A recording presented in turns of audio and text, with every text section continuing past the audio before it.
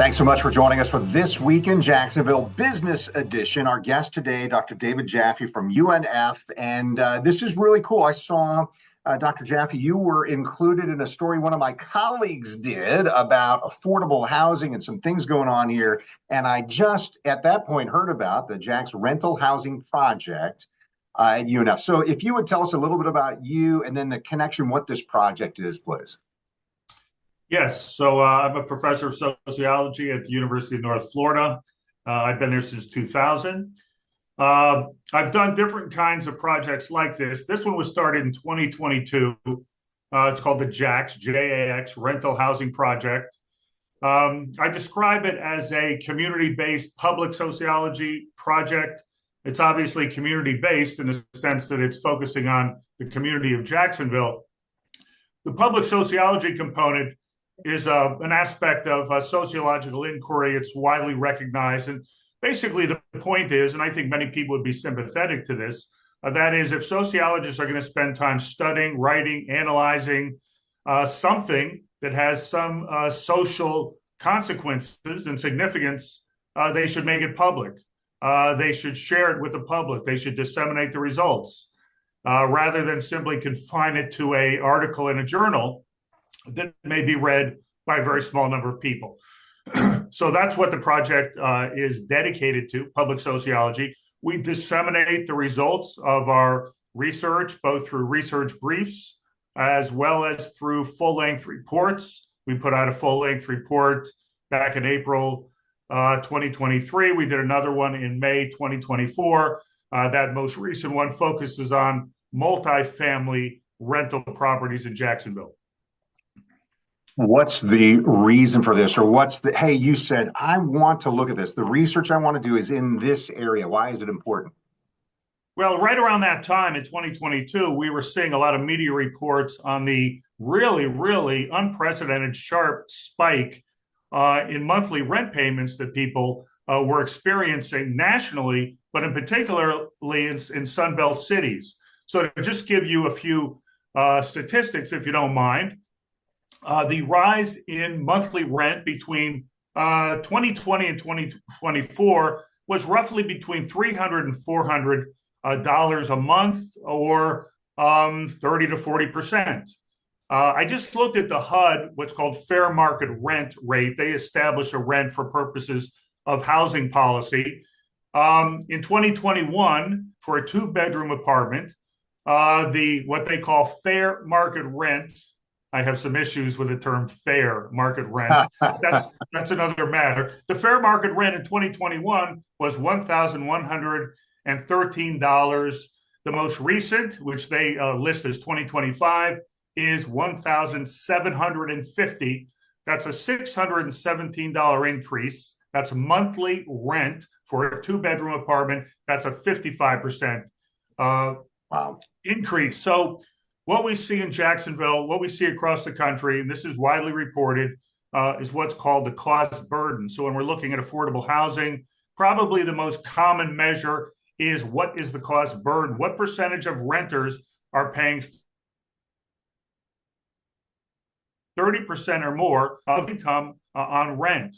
And in Jacksonville, currently, that is 59%. 59% of renters in Jacksonville are paying 30% or more of their income.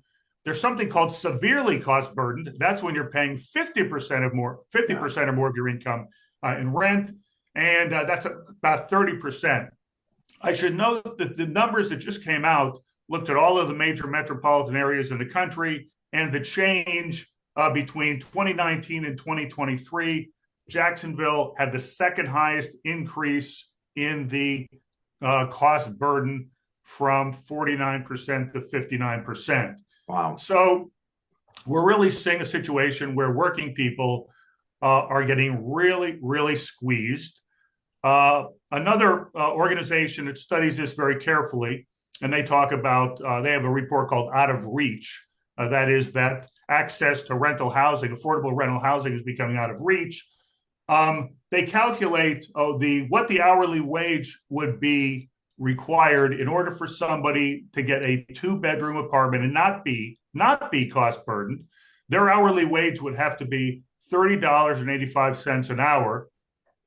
The average hourly wage in Duval is $19.70. Less than that. Yeah. So we're in a low wage economy, and we are seeing sharply rising rents. So we launched this project to study this carefully and try to determine what the factors are that might be contributing to this financial squeeze for and the. Dr. Jaffe, I was just trying to do some math there. So 40 hours a week and 52 weeks, whatever. I mean, that $30+ an hour wage, you got to be more than $60,000 a year not to be in that category that you just described. Exactly. It's about 65. Exactly. Yeah. So, that's the situation. So people are obviously not able to have additional income to cover the other necessities of life. We sometimes say, and renters say this, tenants say this, the rent eats first. That's the first thing you have to pay for. We're talking about shelter for human beings. It has to be paid for. And then figure out what to do with the rest of the money. And often you can't make ends meet. One of the things I read on the webpage there about the Jackson Rental Housing Project, some of the areas of the research, and one of those listed there is strengthening tenant rights through tenant organizations and tenant projections such as a proposed Jacksonville Tenants Bill of Rights. Can you tell me more about that? Yeah, so there's a number of things that really have to be done, and it's going to be a huge challenge, particularly in the state of Florida, given the political climate. Tenants Bill of Rights is something that was passed in every major metropolitan area except Jacksonville, and that's a significant point. And the Tenants Bill of Rights was passed locally in the major metropolitan areas, and I'll just say Miami, Orlando, Tampa, and St. Pete. The reason they passed the Tenants Bill of Rights is because the rights and protections at the state level are so weak and so meager, and people have done an analysis of this, so they sort of rank the states by how comprehensive the rights and protections are for tenants. Florida's like 44th, right? So these communities wanted to put in place some protections for the tenants, the renters in their communities. And we wanted to pass one of these in Jacksonville. Now, these Tenants Bill of Rights address a variety of provisions and policies that would regulate the relationship between renters and landlords, right? So, for example, issues about lease, issues about discrimination, issues about retaliation, issues about notice before rent increase takes place, renewing your lease. All of these kinds of things are kind of built into these Tenants Bill of Rights. So as we were trying to get this passed in Jacksonville, the Florida State Legislature, in their infinite wisdom, passed something called preemption. You may be familiar with this. A preemption bill that basically said no locality could pass any ordinance that regulates landlord-tenant relationships.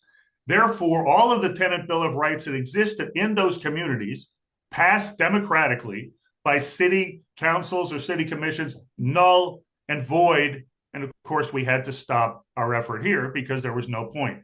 Now, you mentioned something.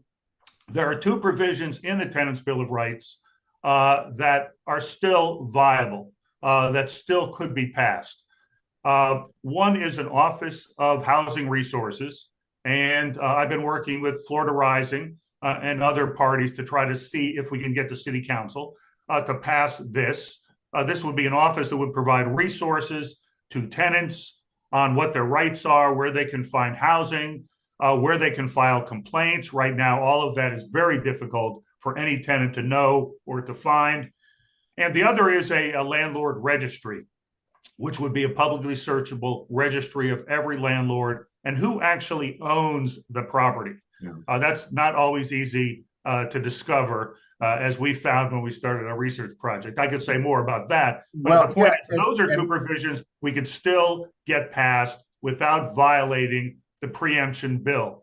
That notion of knowing who the property owners are, the landlords are, that comes into what we've heard about with a rising level of corporate ownership or out-of-town owners of single-family housing and multifamily apartment housing as well. How does that impact rates or rental costs? Okay, so that sort of gets to the heart of our analysis. We're trying to figure out like what is going on in the rental housing market that helps us understand these rapidly sharp rises in rent. And so we were looking at research around the country. Some of the best has actually been done in Atlanta. There's a whole group of researchers there. And they were pointing to the corporate landlord invasion. Let's just call it that. So we thought, well, let's take a look and see to what extent this is happening in Jacksonville. And basically, we've come to the conclusion that the biggest problem facing affordable housing for the renting population is what we call the financialization of human shelter. And we use that phrase deliberately because we want people to think about human shelter as something every human needs. It's part of what's called the Maslow need hierarchy. Some people would regard housing as a human right, but it's become financialized. So what we've seen is large corporate entities coming into Jacksonville, buying up hundreds and thousands of single-family homes, converting them into rental properties, bundling those into portfolios, and providing that as an asset class investment for their wealthy clients. We see the same thing in the multifamily apartment complex area. We've gathered lots of data on this. That was our most recent report. The same phenomenon. Large corporate entities coming in and buying up 5, 10, 12, 14, 15 apartment complexes and bundling them into an investment portfolio. So this is what's happening in rental housing across the country, but it's more severe in Jacksonville. The data shows us that, if you look at, for example, what percent of rental properties are owned by what are called mega investors. There was a recent report done by a business publication.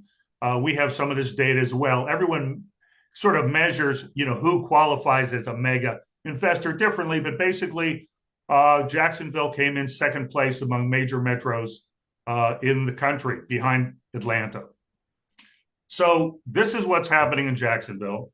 This is the source of the problem.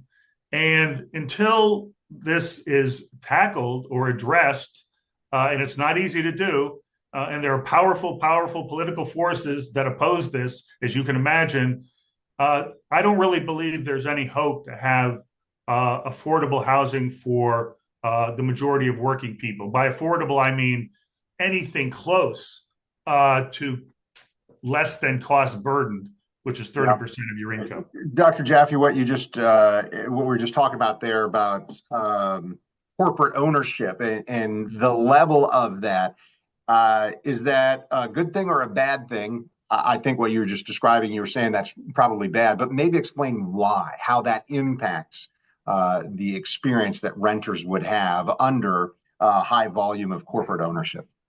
Yeah. The first thing to point out here is that these corporate entities are not building, they're not developing, they're not providing housing. They're buying up existing pieces of property, multifamily or single family, for the purpose of extracting income. I think that's the main point that has to be emphasized here. They don't really have an interest in providing housing. That's not why they're purchasing these properties. They're purchasing them because they can extract income through these properties. And the way they do this is after they acquire them, purchase them, and we can document this especially in the multifamily apartment complex sector, you see inevitably a rise in rent, additional fees, and cost cutting, particularly in the area of maintenance. And, when they, if you go to the web pages of these corporate entities, and you can see there's like a little, in the menu, it says investors, right? You click on that and it gives information.